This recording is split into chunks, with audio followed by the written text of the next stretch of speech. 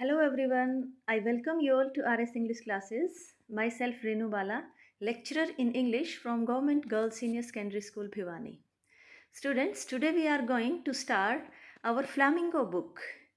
Flamingo का मतलब क्या होता है बेटा? एक बर्ड है जो पानी में रहता है और लंबी टांगे होती हैं पिंक कलर की। तो इस बुक का फ्लैमिंगो बुक का हम फर्स्ट चैप्टर रीड करने वाले हैं and it's title is the last lesson. अब इस लेसन का जो टाइटल है लास्ट लेसन ऐसा क्यों रखा गया है ये हमें पूरा चैप्टर पढ़ने के बाद ही समझ में आएगा। तो let's begin our chapter. First of all we will read about the author, यानी इसके जो राइटर हैं वो हैं बच्चों Alphonse Daudet. Alphonse Daudet was a French novelist, यानी फ्रेंच लैंग्वेज में लिखते हैं, नॉवलिस्ट हैं एंड शॉर्ट स्टोरी राइटर, छोटी छोटी कहानियाँ लिखते हैं। The last lesson is set in the days of the Franco Prussian war. अब ये जो लेसन लिखा गया है बच्चों, ये उस दौरान लिखा गया था जब फ्रांस और प्रूशिया के बीच में युद्ध चल रहा था और टाइमिंग क्या थी 1871 1870-71 के दौरान जब फ्रांस और प्रूशिया के बीच युद्ध चल रहा था उस दौरान ये लेसन लिखा गया है। In which France was defeated by Prussia led by Bismarck. अब इस युद्ध में फ्रांस हार गया था और जो प्रूशिया की सेना थी उसको लीड कर रहे थे बिस्मार्क, यानी चांसलर थे वो उस time. Prussia then consisted of what now are the nations of Germany, Poland and parts of Austria. उस टाइम जो ये प्रूशिया था ये अपने आप में कोई आज इसको हम जर्मनी के नाम से जानते हैं, लेकिन उस टाइम इसका नाम प्रूशिया होता था क्योंकि जर्मनी जो था छोटे छोटे टुकड़ों में बटा हुआ था। अगर आपने थोड़ा बहुत हिस्ट्री पढ़ी है, आपने unification of Germany and Italy पढ़ा होगा, वहाँ आपने पाया होगा कि 1871 में इनका यूनिफिकेशन हो गया था, एकीकरण हो गया था। बट इससे पहले ये जो दोनों देश थे छोटे छोटे हिस्सों में बटे हुए थे और इसका जो मेन पार्ट था वो प्रूशिया था। और उस प्रूशिया में आज के जो छोटे छोटे नेशन हैं, थोड़ा सा पार्ट जर्मनी का, पोलैंड का और ऑस्ट्रिया का, इन तीनों पार्ट से मिलके उस टाइम प्रूशिया बना हुआ था। In the story, the French district of Alsace and Lorraine have passed into Prussian hands. उस दौरान फ्रांस के दो डिस्ट्रिक्ट जिनके नाम थे अल्सेस और Lorraine have passed into Prussian hand, Prussia के हाथ में चले गए थे, यानी प्रूशिया ने इनके ऊपर अधिकार कर लिया था युद्ध करके।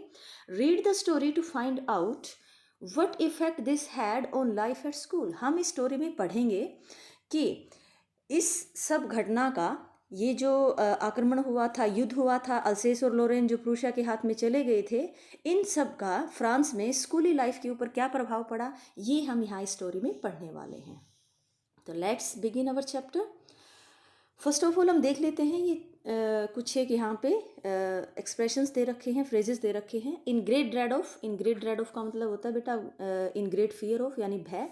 इन यूनिशन यानी किसी ग्रुप में किसी चीज़ को गाना बोलना। काउंटेड ऑन किसी चीज़ का सपोर्ट लेना, सहारा लेना। इन ग्रेट बसल यानी अफरा तफरी, disturbance. Thumped at the edges किनारों को, जैसे बुक के किनारों को अंगूठों से पकड़ लेना। रिप्रोच आवर सेल्स विद यानी स्वयं को प्रताड़ित करना, एक तरह से किसी चीज़ के लिए रिस्पॉन्सिबल ठहराना। तो बीच में इन फ्रेजेस का जिक्र आएगा, वहाँ इनके मीनिंग और क्लियर हो जाएंगे। I started for school very let that morning, यानी मैंने उस दिन स्कूल के लिए बहुत ही लेट शुरू किया था, यानी रेडी होना ये ऑलरेडी लेट था। अब ये जो आई है ये कौन है? ये है बेटा अपने फ्रेंच, ये जो फ्रेंच है छोटा लड़का है और हमारे इस चैप्टर का ये नरेटर है। जो नरेटर है यानी उस दिन स्कूल के लिए लेट हो गया था and was in great dread of a scolding, और इसे भय था किस चीज़ का? स्कोल्डिंग का, डांट पड़ने का। Specially because M Hamel had said that he would question us on participle. अब स्पेशली क्यों डरा हुआ था ये? क्योंकि मिस्टर हैमल जो हैं, इनके जो टीचर हैं, उन्होंने इनको होमवर्क दिया था, पार्टिसिपल्स तैयार करने थे इसको टॉपिक, लेकिन इस टॉपिक के ऊपर इसको कुछ भी नहीं आता था। And I did not know the first word about them, और कहता है कि मुझे उनका पहला शब्द भी ABC भी नहीं आता था। For a moment I thought of running away and spending the day out of doors. First of all इनके दिमाग में क्या आता है कि भाई भाग जाता हूँ स्कूल से, यानी बंक कर देता हूँ स्कूल को और बाहर दिन व्यतीत करता हूँ। It was so warm so bright, और जो दिन था बड़ा ही गर्म था, सूरज चमक रहा था। तो आपको ये लगेगा कि सूरज चमकना कौन सी बड़ी बात है, लेकिन बच्चों आपको पता होगा कि हम बहुत लकी हैं, ऐसे कॉन्टिनेंट में रहते हैं जहाँ हमें 5-6 ऋतुएं देखने को मिलती हैं, सर्दी है, गर्मी है, बारिश है, पतझड़ है, सारे मौसम को हम एंजॉय करते हैं।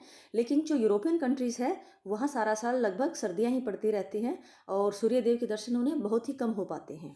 तो आज का जो दिन था बड़ा ही गर्म था, सूरज चमक रहा था, तो इसका मन उसकी तरफ अट्रैक्ट हुआ जा रहा था कि क्यों ना मैं स्कूल से बंक कर लेता हूँ।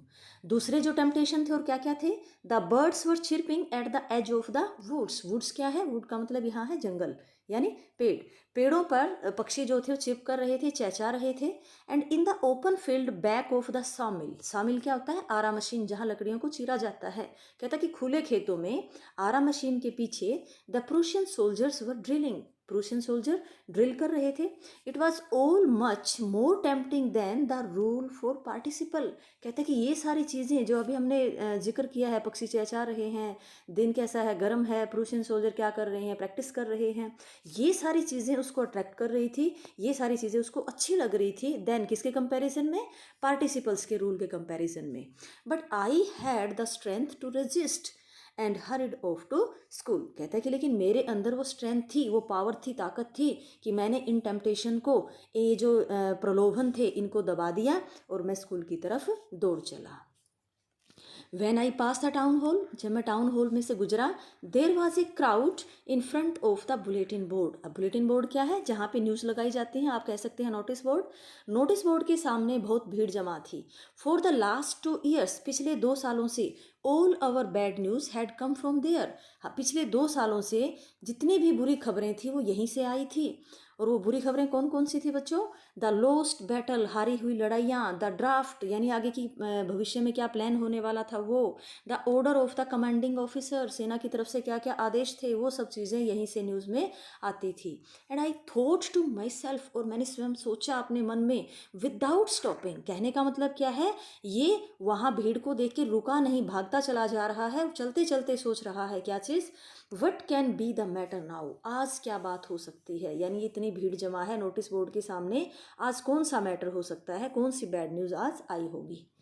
Then as I hurried by as fast as I could go, मैं उतना जल्दी भाग रहा था जितना हो सकता था। The blacksmith Wachter who was there with his apprentice. वहाँ पे ये किसको पाते हैं? एक ब्लैक स्मिथ है, नाम है वॉक्टर, एक ही बार जिक्र आएगा बच्चों इसका। वहाँ खड़े थे वो नोटिस बोर्ड के सामने, किसके साथ? अपने अप्रेंटिस के साथ। अप्रेंटिस कौन होता है? जो काम को नया नया सीखता है, उसको नौसिखिया भी बोलते हैं। यानी जैसे ही बुलेटिन बोर्ड के सामने से गुजरा, ब्लैक स्मिथ वॉक्टर वहाँ खड़े हैं अपने अप्रेंटिस के साथ। क्या कर रहा था? रीडिंग द बुलेटिन, आज की खबर पढ़ रहा था। कॉल्ड आफ्टर मी, उसने मुझे आवाज़ लगा के कहा। अब क्या कहा? डोंट गो सो फास्ट बब, बब मीन्स बॉय, लड़के, इतना तेज़ भागने की ज़रूरत नहीं है। You will get to your school in plenty of time. Plenty means पर्याप्त, sufficient.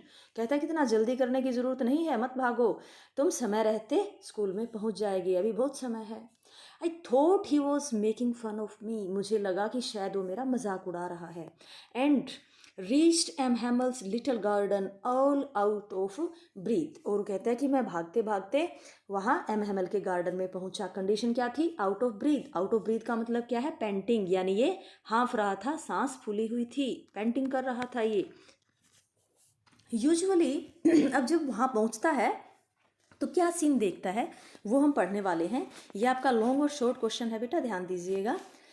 Usually when school begin, यानी प्राय आमतौर पर जब स्कूल बिगिन होता था, शुरू होता था, there was a great Bansal. Bansal means अफरा तफरी होती थी स्कूल में, बहुत शोर शराबा होता था। Which could be heard out in the street, जो गली में सुना जा सकता था। अब वो कौन कौन सा शोर होता था? The opening and closing of desk, यानी डेस्क का खोला बंद किया जाना, इधर उधर सरकाते थे बच्चे, उनको आवाज़ें आती थी। लेसन्स रिपीटेड इन यूनिसन, और जो पाठ था उसको जब बच्चे ग्रुप में गाते थे ऊंची ऊंची आवाज़ में, very loud with our hands over our ear to understand better, और हम क्या करते? अपने कानों को बंद कर लेते ताकि बाहर की डिस्टर्बेंस ना सुनाई दे, और उनको ऊंची ऊंची आवाज़ों में गाते थे। जैसे हम हमारे यहाँ भी गाते हैं ना बेटा, 2 एकम 2, 2 दूना 4, जैसे प्राइमरी लेवल पर आपने भी सुना होगा इस चीज़ को, देखा होगा और फेस भी किया होगा इस सिचुएशन को। तो उसी तरह से ये भी यूनिशन में उस लेसन को गाते थे। एक ये साउंड होती थी। And the teacher's great ruler rapping on the table, और तीसरी साउंड किस चीज़ की? टीचर के हाथ में जो डंडा होता वो बार बार उस टेबल के ऊपर उसको टैप करता, थप थप की आवाज़ से उसको पटकता रहता। ये सारी आवाज़ें गली में सुनी जा सकती थी। But now it was all so still, लेकिन आज एकदम बिल्कुल शांत था। आई हैड काउंटेड ऑन, अब काउंटेड ऑन वहाँ फ्रेज आई थी पीछे, आपने ध्यान दिया होगा। काउंटेड ऑन का मतलब है सपोर्ट लेना, सहारा लेना। द कमोशन, कमोशन मीन्स शोरगुल। कहते कि मैं इसी शोरगुल का सहारा लेके ही तो क्या करता था, to get to my desk without being seen, बिना किसी के नोटिस में आए, बिना टीचर के दिखे, बिना टीचर की नज़रों में चढ़े, मैं फटक से जाके चुपचाप अपने बेंच पे बैठ जाया करता था इसी शोरगुल की वजह से। But of course that day everything had to be as quiet as Sunday morning, लेकिन सरप्राइजिंग चीज़ थी, आज कैसा माहौल था, बिल्कुल संडे मॉर्निंग की तरह, पिन ड्रॉप साइलेंस थी, कोई शोर शराबा नहीं था। थ्रू द विंडो आई सा my classmates already in their places, यानी विंडो से मैंने देखा कि मेरे जो क्लासमेट्स थे वो ऑलरेडी अपनी अपनी सीट्स पे बैठे हुए थे। And M Hamel walking up and down with his terrible iron ruler under his arm, कहते हैं कि उनके एम हैमल के हाथ में जो खतरनाक सा एक डंडा होता था वो आज उनकी बाजू में था। जनरली क्या होता था, वो उससे टेबल के ऊपर टैप करते रहते तो वो साउंड दूर तक सुनाई देती थी, लेकिन आज ये चेंज क्यों था, एक तो सारी जगह शांति थी, दूसरा एम हैमल रूम में आगे पीछे ऊपर नीचे चक्कर काट रहे थे और उनका जो खतरनाक सा रूलर था, डंडा था, वो आज उन्होंने बगल में दबा रखा था। I had to open the door and go in before everybody, अब मुझे दरवाज़ा खोलना था और सबके सामने क्लास में एंटर करना था। You can imagine how I blushed and how frightened I was, आप इमेजिन कर सकते हैं कि कितना ब्लश्ड था मैं, यानी शर्म से मैं लाल हो चुका था, और कितना मैं फ्राइटन्ड था, यानी डरा हुआ था। बट नथिंग हैपन्ड, जैसा इसने एक्सपेक्ट किया था वैसा कुछ नहीं हुआ। एम हैमल सा me and said very kindly, mister हैमल ने मुझे देखा और बड़ी जेंटल तरीके से, काइंड तरीके से, दयालुता से क्या कहा, go to your place quickly, जल्दी से अपनी सीट पर जाओ little French, we were beginning without you, आज हम तुम्हारे बिना ही अपना लेसन शुरू करने ही वाले थे।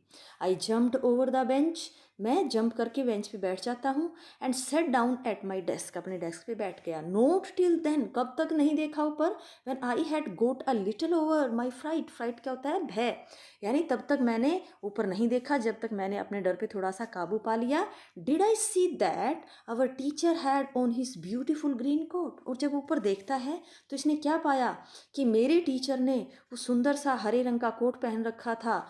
His frilled shirt and the little black silk cap, यानी ग्रीन रंग का कोट पहन रखा है और फ्रिल लगी हुई शर्ट पहन रखी है, लिटिल छोटे से काले रंग का सिल्की कैप है, ऑल एम्ब्रॉयडर, यानी सबके ऊपर नकाशी करी हुई थी। दैट ही नेवर वोर, और ये जो स्पेशल ड्रेस थी वो कब पहनते थे, ऑन इंस्पेक्शन डे और प्राइज डेज, या तो इंस्पेक्शन होना होता, कोई बाहर से विजिट करने आता स्कूल को, या फिर प्राइज डिस्ट्रीब्यूशन होता, इन्हीं स्पेशल डेज के ऊपर वो स्पेशल ड्रेस को पहनते थे। बट ये समझ नहीं पा रहा था फ्रेंड्स कि आज ऐसा क्यों था। बिसाइड्स, इसके अलावा, the whole school seemed so strange and solemn, solemn क्या होता है बेटा, सीरियस, आज जो स्कूल था पूरा अजीबोगरीब लग रहा था और बहुत ही सीरियसनेस का माहौल था, ऐसा क्यों था।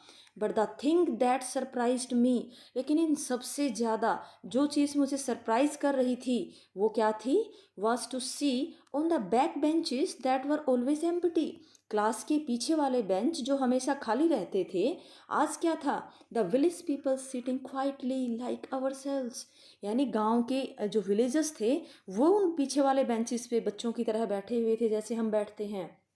अब इनमें कौन कौन थे, old hosier with his 3 corner head, सबसे पहला नाम है ओल्ड होजर, बूढ़े ओजर हैं और तिकोनी टोपी उन्होंने पहन रखी है।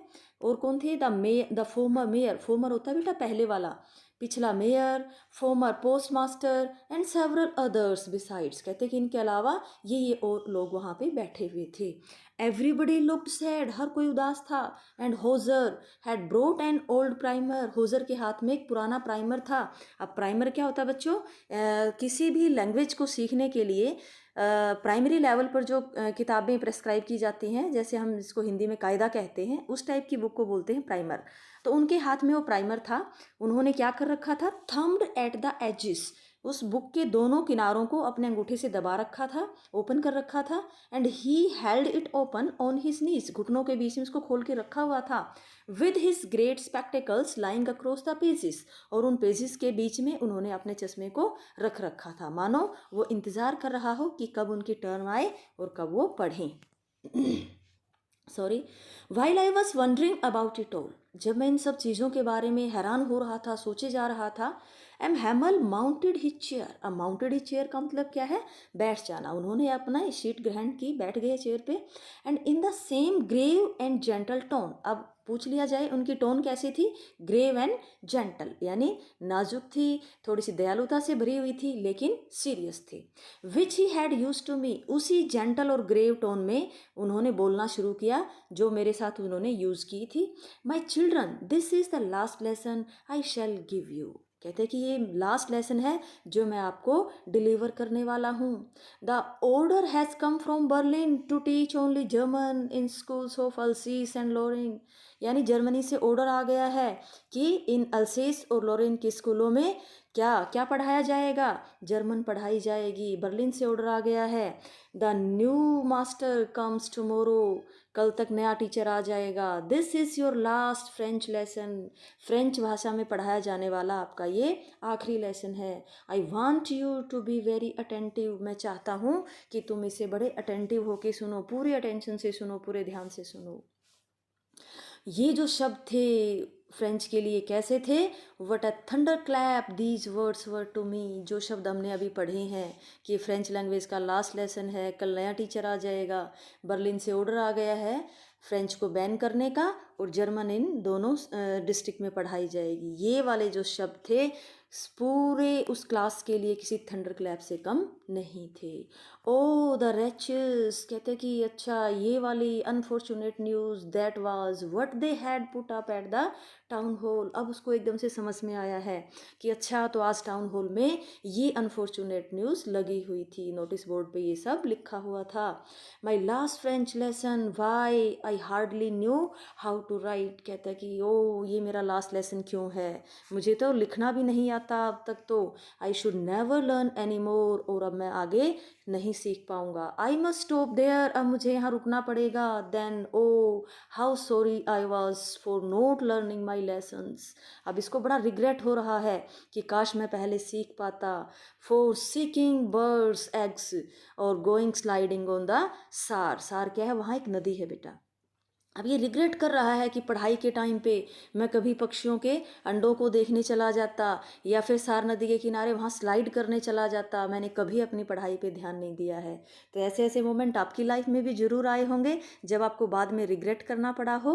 माई books that had seemed such a nuisance a while ago, थोड़े दिनों पहले मेरी जो किताबें मुझे न्यूसेंस लगती थी, बोझ लगती थी, बेवकूफ़ी लगती थी, सो हैवी टू कैरी, उनको उठाना मेरे लिए बड़ा मुश्किल भारी लगता था, यानी मैं उनको कैरी करना भी नहीं चाहता था।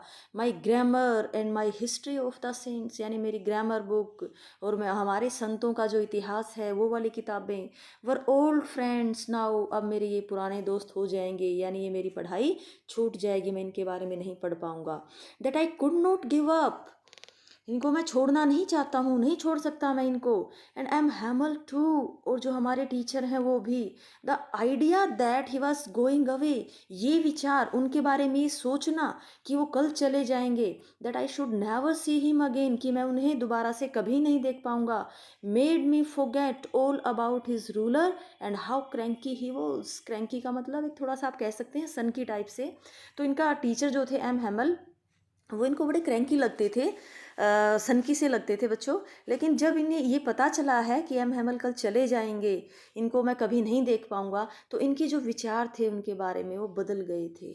पुअर मैन, अब वो सोच रहा है अपने टीचर के बारे में। Poor man, it was in honour of this last lesson that he had put on his fine Sunday cloth. अच्छा, तो इस बेचारे ने इसलिए आज इतने अच्छे कपड़े पहन रखे हैं, इस लास्ट लेसन को ऑनर पे करने के लिए। एंड नाउ आई अंडरस्टूड, और अब मुझे समझ में आ रहा है। Why the old man of the village were sitting, कि गांव के जो बूढ़े लोग हैं वो यहाँ क्यों बैठे हुए थे, in the back of the room. It was because they were sorry, क्योंकि उन्हें भी बड़ा दुख हो रहा था, सॉरी फील कर रहे थे, that they had not gone to school more, कि वो ज़्यादा स्कूल में नहीं जा पाए। मीन्स ये लैक ऑफ एजुकेशन दिखा रहा है कि वे जो इलाके थे वहाँ पे एजुकेशन का उतना प्रचार प्रसार नहीं था, क्योंकि बुजुर्ग लोग भी हैं, उनकी तरफ भी इंडिकेशन है कि वो पढ़े लिखे नहीं थे। It was their way of thanking our master for his 40 years of faithful service। यानी एम हैमल ने यहाँ पिछले 40 साल से पढ़ाया है, तो वो जो गांव वाले हैं वो इस टीचर के प्रति, इसकी 40 साल की कंटिन्यूअस सेवाओं के प्रति अपना आदर पे करने आए थे। And showing their respect for the country that was theirs no more, और उस देश के लिए अपना रिस्पेक्ट पे करने आए थे जो अब उनका नहीं रह जाएगा, क्योंकि नेक्स्ट डे से वो गुलाम होने जा रहे थे। उनकी लैंग्वेज पे उनकी लैंग्वेज को इम्पोज कर दिया जाएगा, उनसे छीन ली जाएगी और उन्हें जर्मन पढ़नी पड़ेगी। While I was thinking of all this, जब मैं इन सब के बारे में सोच रहा था, I heard my name called, मैंने सुना कि मेरा नाम पुकारा गया। It was my turn to recite, अब मेरी बारी थी। रिसाइट करना क्या होता है, जोर जोर से ऊंचे ऊंचे पढ़ना।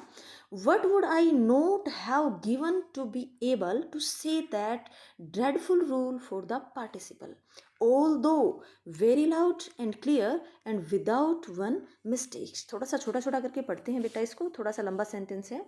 What would I not have given to be able, कहते हैं कि मैंने क्या कुछ ना कर दिया होता, यानी हम सोचते हैं ना कि काश मैंने ऐसा किया होता, तो इसके मन में वही रिग्रेट है कि काश मैंने इसकी तैयारियां की होती। ये जो ड्रेडफुल रूल है, खतरनाक जो रूल है पार्टिसिपल के, इनको तैयार करने के लिए, all through very loud and clear, और मैं इतनी तैयारी करके आया होता काश, और उनको इतना ऊंची ऊंची आवाज़ में और इतना क्लैरिटी से यहाँ रिसाइट कर पाता, विदाउट वन मिस्टेक, बिना किसी गलती किए। But I got mixed up on the first word and stood there, लेकिन पहले ही शब्द पे मैं मिक्सअप हो गया, यानी इसको एक शब्द भी बताना नहीं आया।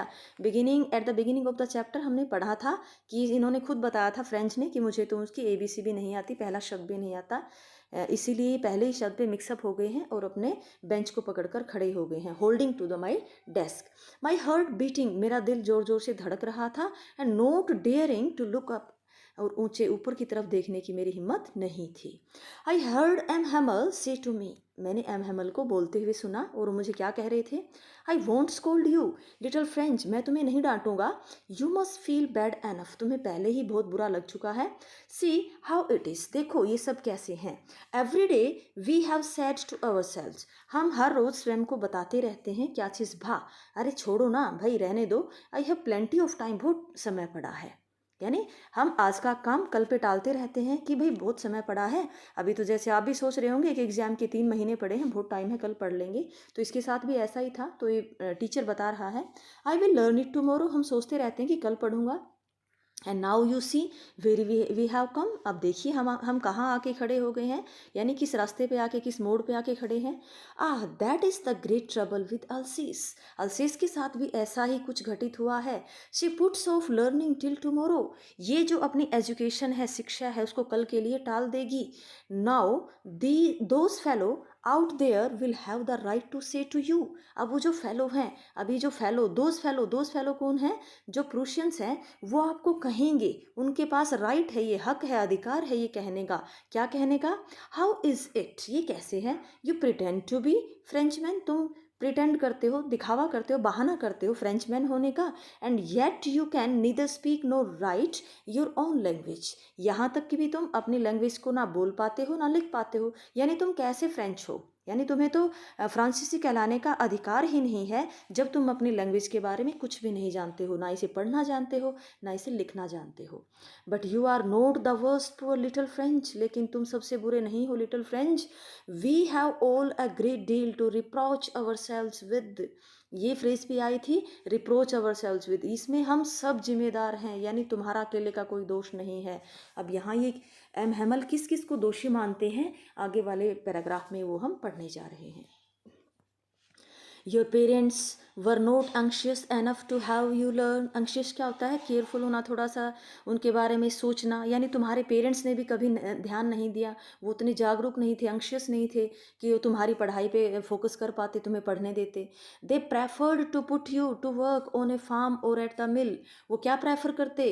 कि तुम खेतों में या किसी मिल में जाके काम करो। क्यों? So as to have a little more money, ताकि थोड़ी सी और पैसे कमा सकें। यानी पढ़ाई की बजाय वो तुम्हें काम पे लगाना पसंद करते थे ताकि चंद पैसे कमा सकें। एंड आई, और खुद को भी नहीं बख्शते ये, I have been to blame also, मुझे भी दोषी ठहराया जाना चाहिए। Have I not often sent you to water my flowers instead of learning your lessons। तुम्हें लेसन पढ़ाने की बजाय मैं तुम्हें कहाँ भेज दिया करता था? पौधों को, फूलों को पानी देने के लिए। And when I wanted to go fishing did I not just give you a holiday. जब मेरा फिशिंग जाने का मन करता तो मैं तुम्हें छुट्टियां दे दिया करता था। तो ये दो रीज़न मानता है, खुद को रिस्पॉन्सिबल मानता है बच्चों को सही से ना पढ़ाने के। Then from one thing to another, तब एक चीज़ से दूसरी चीज़ को डिस्कस करते हुए M Hamel went on to talk of the French language, और वो फ्रेंच भाषा के बारे में जिक्र करते गए, बताते गए, saying that it was the most beautiful. और उन्होंने क्या बताया? जो फ्रेंच लैंग्वेज है दुनिया की सबसे ब्यूटीफुल लैंग्वेज है, सबसे सुंदर भाषा है, सबसे सुंदर भाषा है। इसको हम बाद में कंटिन्यू करेंगे बेटा। एक बार इस मैप को थोड़ा सा देख लेते हैं हम। यहाँ यहाँ ये क्या बताया गया है? ये पेरिस, ये फ्रांस का मैप है, पेरिस कैपिटल है इसकी, और हम वो डिस्ट्रिक्ट देखने वाले हैं। ये रहे अल्सेस और ये है ऊपर लोरेन। अब जो हम इंसिडेंट पढ़ रहे हैं वो अल्सेस की स्टोरी को हमने पढ़ा है, और ये आप देख पा रहे हैं कि इधर क्या है? जर्मन स्टेट पड़ता है और नीचे की तरफ स्विट्जरलैंड, और इसी एरिया में आपके जो पोलैंड, ऊपर पोलैंड है और ऑस्ट्रिया की जो स्टेट है यहाँ पड़ते हैं, जिनसे मिला हुआ ये जो प्रूशिया, ये वाला जो पोर्शन था ये प्रूशिया कहलाता था, जिसको आज हम जर्मनी के नाम से जानते हैं। तो बढ़ते हैं वापस अपने लेसन की तरफ। एम हैमल ने क्या बताया कि जो फ्रेंच लैंग्वेज है दुनिया की सबसे ब्यूटीफुल लैंग्वेज है, सबसे सुंदर लैंग्वेज है in the world. The clearest, सबसे क्लियर, सबसे आसान, most logical, that we must guard it among us and never forget it. कि दुनिया की सबसे सुंदर भाषा है, सबसे क्लियरेस्ट लैंग्वेज है और सबसे लॉजिकल है, यानी वैज्ञानिक भाषा है ये, और हमें इसको गार्ड करना चाहिए, इसको सुरक्षित रखना चाहिए, यानी अपने दिलों में संजो के रखना चाहिए, और हमें इसे कभी भी नहीं भूलना चाहिए। अब बेटा हम ये नहीं कह सकते कि फ्रेंच लैंग्वेज जो है सबसे दुनिया की सबसे सुंदर भाषा है, हमें अपनी लैंग्वेज लगती होगी। मीन्स कहने का मतलब ये है कि हमें अपनी मातृभाषा से प्रेम करना चाहिए। Because when a people are enslaved, क्या कहना चाहता है कि जब किसी देश के लोगों को एनस्लेव किया जाता है, गुलाम बना दिया जाता है, as long as they hold fast to their language, लेकिन जब तक उन लोगों का अपनी लैंग्वेज पे, अपनी मातृभाषा पे हक होता है, अगर वो उसको जानते हैं, it is as if they had the key to their prison. ऐसा लगता है कि जैसे उनको प्रिजन में तो डाल दिया गया है, कैद में तो डाल दिया गया है, लेकिन उस कैद की चाबी उनके खुद के हाथ में है। कहने का मतलब है अगर आपको अपनी मदर टंग आती है, मातृभाषा आती है, तो उस गुलामी की जंजीरों को आप किसी भी वक्त तोड़ सकते हैं। Then he opened a grammar and read us our lesson, तब उन्होंने ग्रामर बुक खोली, हमारे लिए कोई लेसन पढ़ा है। I was amazed to see how well I understood it, और मैं हैरान था कि मैं उन सारी चीज़ों को इतनी आसानी से समझ गया था। All he sad seemed so easy, so easy. अब कहते कि जो कुछ भी वो पढ़ा रही थी इतना आसान लग रहा था, इतना आसान लग रहा था। I think too that I had never listen so carefully, अब मुझे ऐसा लग रहा था कि शायद मैंने पहले इतना ध्यान से कभी लेसन को नहीं सुना था। And that he had never explained everything with so much patience, और सेकंड चीज़ क्या थी? ऐसा लग रहा था कि उस टीचर ने भी शायद इतने धैर्य से, इतने पेशेंस से पहले कभी नहीं पढ़ाया था। It seemed almost as if the poor man wanted to give us all he knew before going away. ऐसा लगता था वो बेचारा आदमी, यानी जो एम हैमल है, वो जितना उसको नॉलेज थी लैंग्वेज के बारे में, हमें सब कुछ सिखा के जाना चाहते थे जाने से पहले। And put it all into our heads at one stroke, जैसे एक ही स्ट्रोक से, जैसे कि सिक्सर मार देता है ना कोई, तो कहते हैं कि उस खिलाड़ी की तरह आज वो रोल प्ले कर रहे थे, जैसे एक ही स्ट्रोक में सारी नॉलेज हमारे दिमाग में वो डाल देना चाहते हों। आफ्टर द ग्रामर, यानी अब ग्रामर का लेसन इनका शुरू हो गया है। After the grammar we had lessons in writing. हमारा जो अब लेसन था वो किस चीज़ में था? राइटिंग। पहले इन्होंने क्या पढ़ा है बच्चों? पहले इन्होंने पढ़ा है ग्रामर का लेसन। अब क्या चीज़ आई है इनके सामने? अब इनके सामने है writing. That day M Hamel had a new copies for us. उस दिन एम हैमल हमारे लिए नई नई कॉपियाँ लेके आए थे। अब उनमें क्या लिखा हुआ था? Written in a beautiful round hand France Alsace. France Alsace यानी कर्सिव हैंड राइटिंग में दो ही शब्द लिखे हुए थे, France Alsace, France अल्सेस। They looked like, अब ये जो दो शब्द हैं वो कैसे लग रहे थे? They looked like little flags floating, यानी छोटे छोटे वो झंडे थे जो फ्लोट कर रहे थे, इधर उधर तैर रहे थे। Everywhere in the school room, यानी हमारे स्कूल के जो क्लासरूम थे उनके अंदर वो छोटे छोटे झंडे इधर उधर फहरा रहे हों। किनको कहा गया है? इन शब्दों को कहा गया है। यानी ये पैट्रियोटिक फीलिंग से इतने भरे हुए थे, राष्ट्रीयता की भावना से इतने भरे हुए थे कि फ्रांस और अल्सेस इन्हें लिखे हुए भी बहुत प्यारे लग रहे थे। Hung from the rod at the top of our desk, एक तरह से कंपैरिजन कर दी है बेटा, जैसे छोटे छोटे झंडे हों जिन्हें हमारे डेस्क के टॉप के ऊपर इनको किसी रोड के साथ बांध दिया हो। You ought to have see how every one set to work, आप देख सकते थे कि हर कोई अपने काम में कितना तल्लीन था, कितना मशगूल था। And how quiet it was, और क्लास का जो माहौल था कितना शांत था। The only sound was the scratching of the pens over the paper, एक ही आवाज़ आ रही थी, और वो किसकी स्क्रैचिंग की? पेन जो पेपर पे चल रहा था, सिर्फ वो आवाज़ थी। वंस सम बीटल्स फ्लू इन, छोटे छोटे बीटल्स, कीट पतंगे थे, वो अंदर आ गए थे।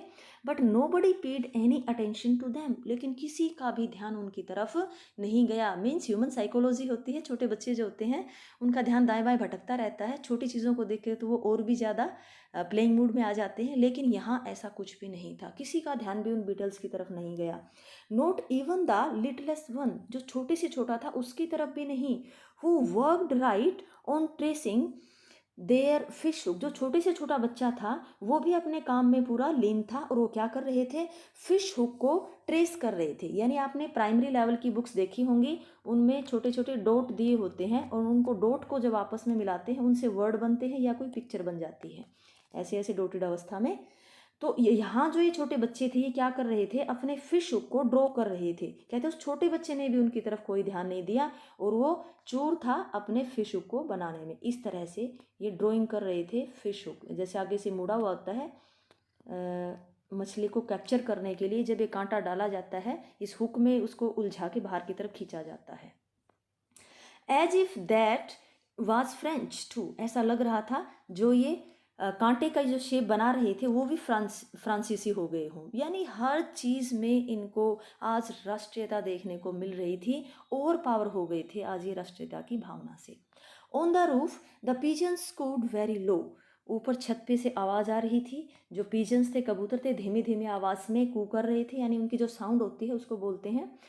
And I thought to myself, और मैंने खुद से सोचा, स्वयं से सोचा, will they make them sing in German even the pigeons, यानी मैं सोच रहा था कि जो इंसान है उनके ऊपर तो इन्होंने रूल थोप दिए हैं, क्या वो अब इन पिजन्स को भी उनको मजबूर कर देंगे क्या कि भैया आपको जो कू की साउंड करनी है, जो बोलना है, चहकना है, तुम्हें भी जर्मन में ही ऐसा करना होगा।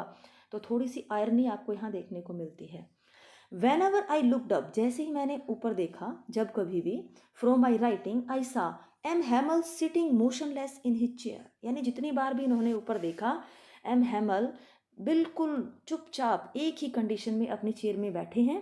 Gazing first at one thing then at another, एक चीज़ और फिर दूसरी चीज़ को देखे जा रहे थे। As if he wanted to fix in his mind just how everything looked in that little school room, यानी उन चीज़ों को इतना गौर से देखे जा रहे थे जैसे कि वो हर चीज़ को अपने दिमाग के अंदर सेट कर लेना चाहते हो, क्योंकि पिछले 40 साल से वो इसी जगह रहे थे। तो यही स्कूल था, यही उनका अपना रहने की जगह थी, यही उनका बगीचा था। तो सारी चीज़ों को एक के बाद एक वो अपनी नज़रों में जैसे कि बसा लेना चाहते हो, यहाँ की यादों को। Fancy for 40 years he had been there in the same place, पिछले 40 सालों से वे यही रहे थे। With his garden outside the window, यानी खिड़कियों से बाहर दिखता उनका garden, and his class in front of him, और उस बगीचे के सामने उनकी क्लास। यानी इनके पास कोई कैमरा वैमरा तो है नहीं, पुराने टाइम की बात है, तो वो अपने दिमाग में ही इन सारी मेमोरीज़ को बिठा लेना चाहते हैं। जस्ट लाइक दैट, कहते कि सारी चीज़ें ज्यों की त्यों है, पिछले 40 सालों में यहाँ कोई बदलाव नहीं आया। और जो थोड़ा बहुत बदलाव था वो क्या था? Only the desk and benches had been worn smooth.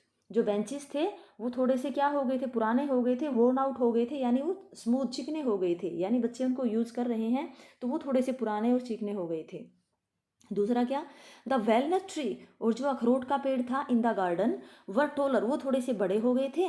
And the hope wine, और जो लता थी, बेल थी, that he had planted himself, जो उसने खुद अपने हाथों से लगाई थी, twined about the window to the roof, वो खिड़की को ट्विन करके यानी उसके सहारे सपोर्ट लेके छत तक पहुंच गई थी। ये थोड़े से जो चेंजेस थे वो वहाँ देखने को मिलते थे। बाकी सारी चीज़ें पिछले 40 सालों से एज इट इज़ थी। How it must have broken his heart to leave it all, इन सारी चीज़ों को छोड़ते हुए उसका दिल बैठा जा रहा था। Poor man, to hear his sister moving about in the room above, ऊपर उनकी बहनों के कदमों की आवाज़ सुनाई देती है। क्या कर रही थी वो? पैकिंग देयर ट्रंक्स, वो अपना सामान को पैक कर रही थी। For they must leave the country next day, क्योंकि संभावना थी कि उन्हें ये देश छोड़ के जाना पड़ेगा कल ही।